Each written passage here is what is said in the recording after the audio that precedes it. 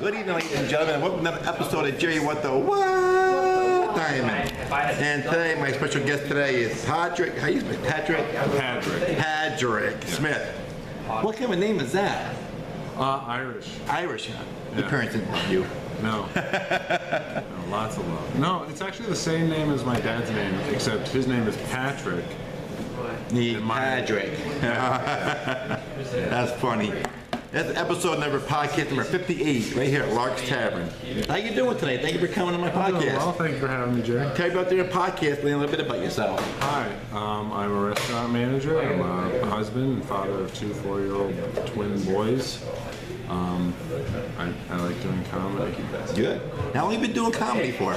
Actually, it's a year. Well, I've been coming to Lark for a year now, but I haven't been taking it seriously since about August. But Really? I did a few peppered in spots. But Why didn't you take it serious till August? Were you just trying to get the feel of it? Was you trying to see if you were interested in doing it?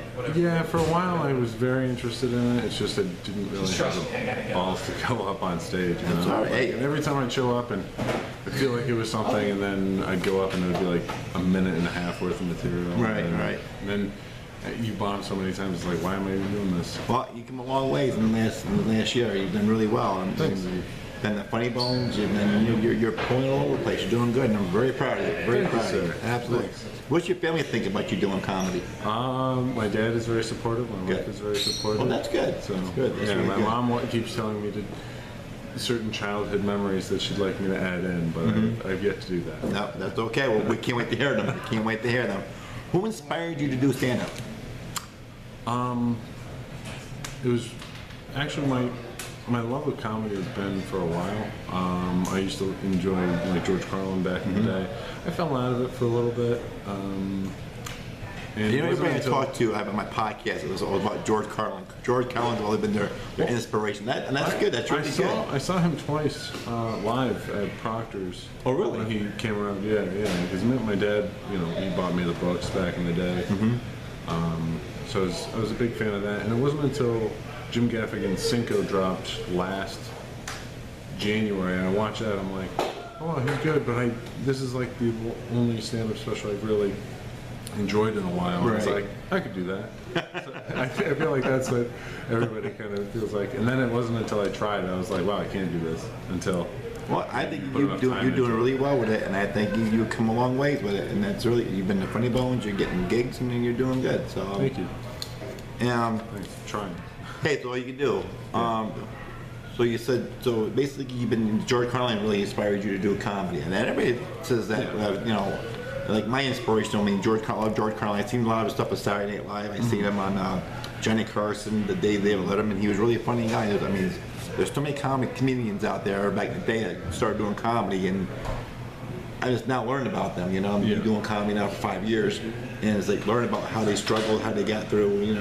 So where do you get your material from? Do you get it from your everyday life? Do you get it? So being a restaurant manager, I have a lot of different people that I conversate with on a daily basis, whether it's guests or whether it's my staff and everything. And the intricacies of their lives, I tend to take little pieces from, or interactions with my wife or with my dad, or just random things. Or it's just, I feel like it has to come from somewhere rare. I can't really manufacture a joke somewhat, because I feel like I need to have that seed of truth in something. Even if I'm embellishing something, that's one thing, but if I feel like it should be building up. And the same way, like when I work at my store at Culinary Farms, you interact with customers and people every day, and you get pieces of meat. They even give me some jokes to say, so I was like, okay, I'll put that somehow fit into my categories there. Yeah, and it's like you see little things and you can add it in, because I'm sure you come up with you see things you never think would be possible. Exactly. How do these people exist? Exactly. Absolutely. So I read some of your favorite quotes here that you put on here. Your favorite quote: "Education doesn't change life much; it just lifts trouble to a higher plane of regards." By Robert Frost. Yeah. Remember that? Now, what's that consist of? It kind of boils down to the idea that the smarter you get, the more, or The older you get.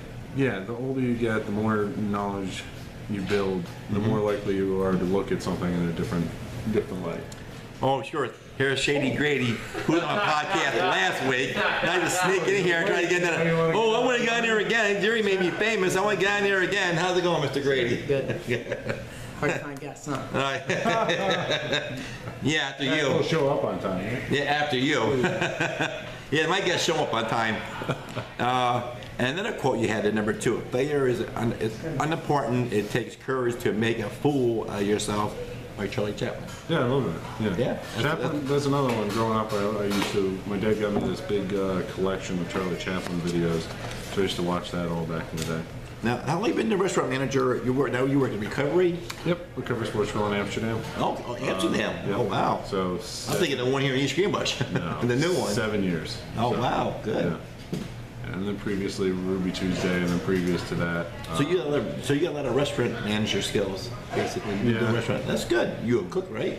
Or you Started as a cook. No, I'm the general Oh, manager. you're a general. Oh, so you just let you just make sure you cook that right up. Make sure it's done right. Yeah. Make sure it's well done. Yeah. I go in there. I'm telling you, if I ever go in there and get food and it's not well done, I'm calling you out. I mean, I do a little bit of everything. That's good. You know, That's that's good. kind of how you have to.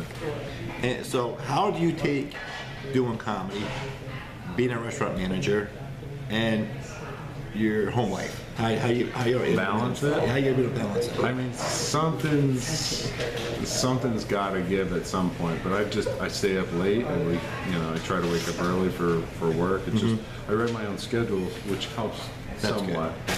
But I try to balance it out so that I can drop the kids off at school and I can pick them up and then I go to work and balance that out with as many mics as I Now, can. does your wife help you with your stuff? Does she help you give you any ideas for comedy, for jokes and stuff like that?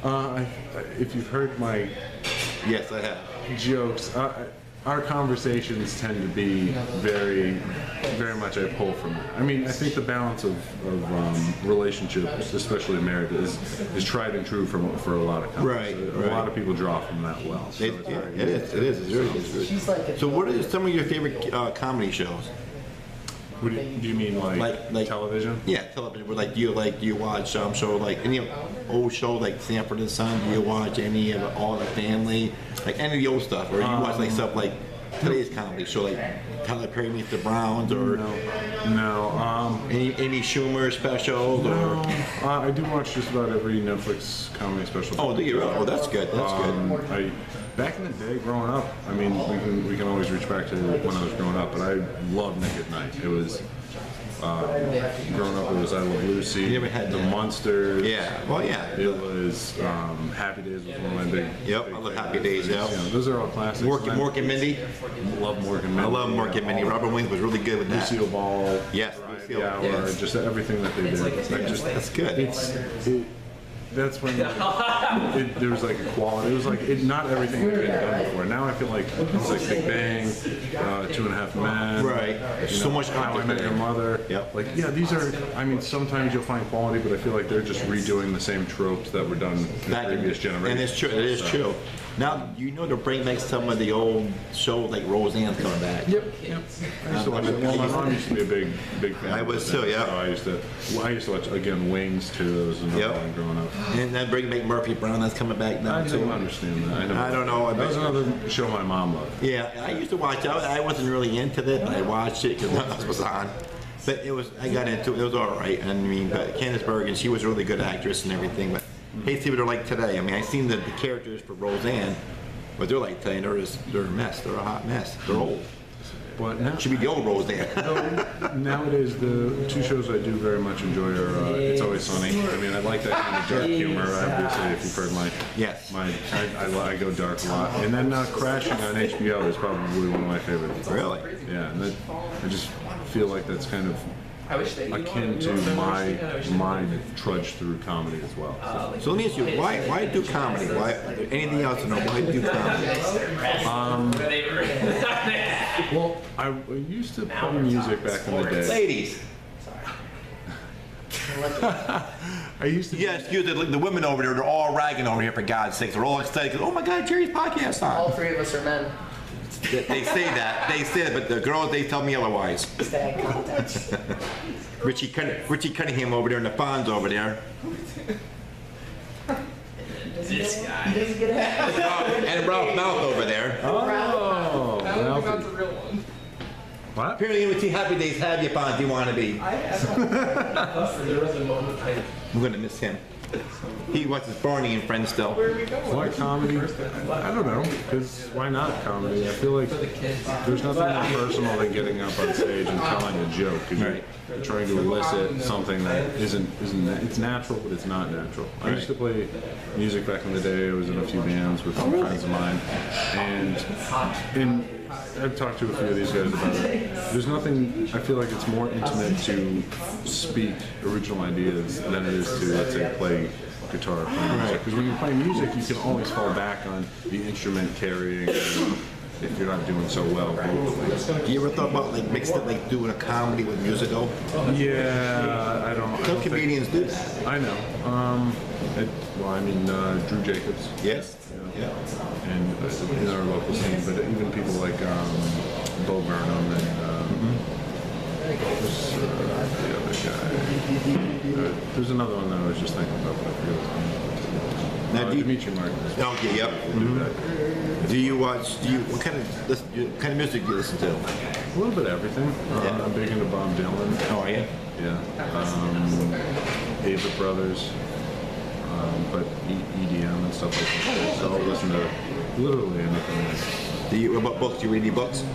Not lately. Do you have a favorite book that you like to read? Non-fiction or fiction? No, I really like history. Okay. So the last book I read was a few years ago now. It was Theodore Rex. It was about Teddy Roosevelt. Yeah. So I posted. Yes, I did. I Yes, I love Teddy Roosevelt. Yes, He's yes. one of my heroes. That's good. That's really good. As you can see, he's also the background of my phone. And this isn't just for the Hey, if he inspires you, it's okay. Nothing wrong with that. Do you have any hobbies? comedy. That's your hobby. That's the only hobby. Yeah. It's all right. Nothing wrong with that. Lately, yeah. Do you watch sports? Working at a recovery sports school, I have to admit, no, I do not. Really?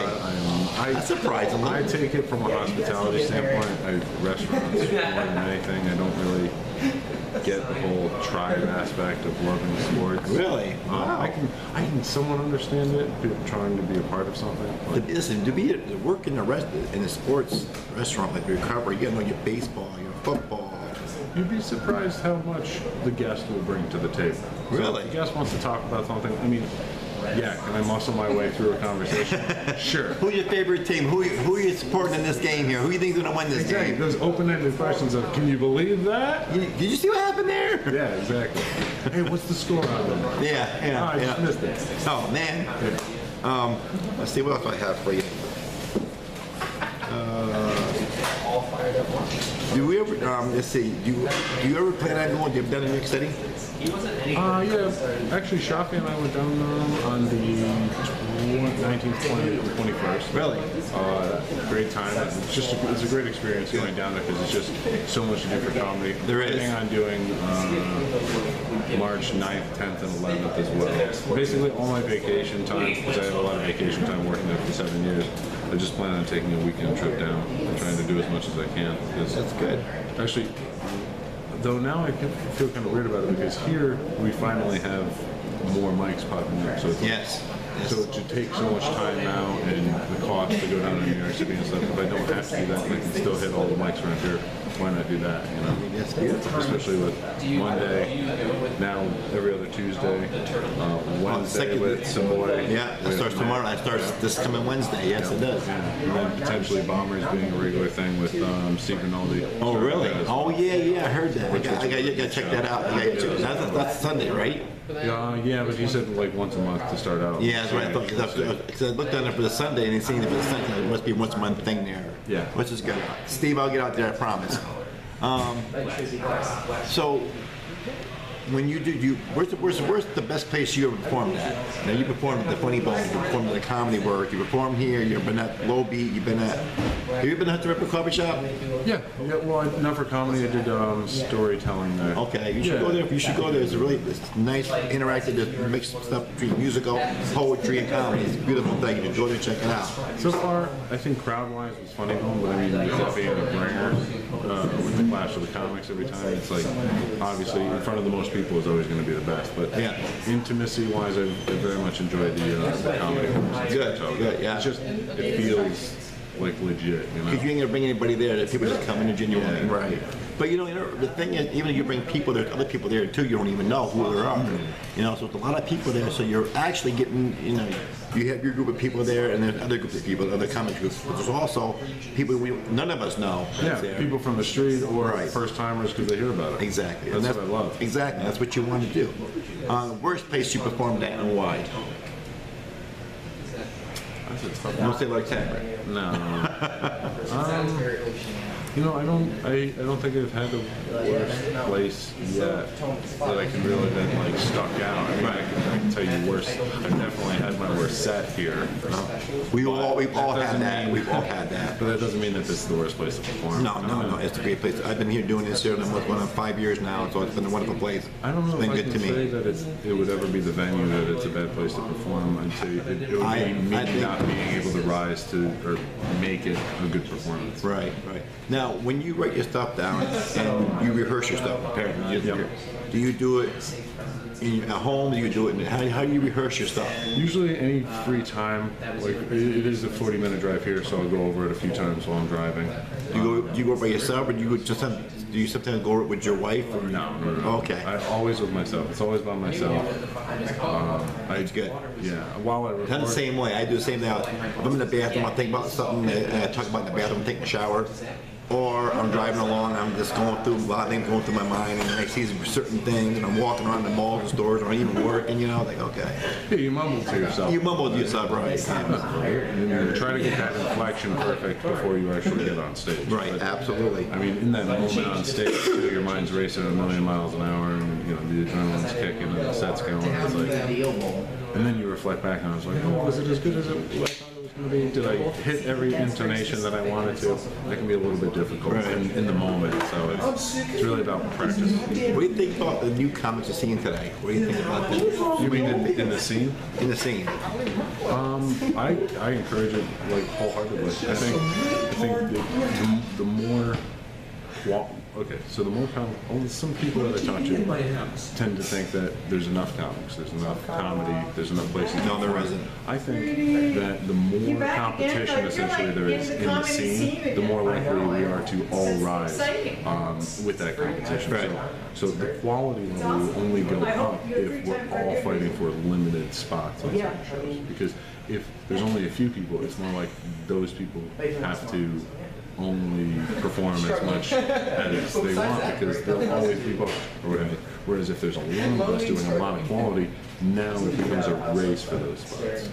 Well, we're about to wrap this up. Are you performing anywhere next? Where's the next place you're performing at, or if people can see you at? Thursday, Lanny Night Live at Savoy Tap Room, and then this Saturday at Professor Java's, my class show. There you go. Beautiful. All right. Well, thank you very much for being on my podcast. Thank you, sir. Thanks for having me. Was Padrick, I'm going to call him Patrick Smith. Little comedian. Check him out, please. There's been another podcast of Jerry What the What? Dymond. Podcast number 58. Check me out on my YouTube channel and like it and subscribe. So, hope to hear you all again soon, and we'll see what my next week's guest's going to be. And remember, America, keep laughing because we need our laughter in this world today, the way, because you see who our president is. So, again, and also it's President's Day, so happy President's Day to all you presidents out there, dead and alive. The dead one's going to hear me. Yep. So, good night and keep laughing, America. Thank you. Jimmy Carter's watching live.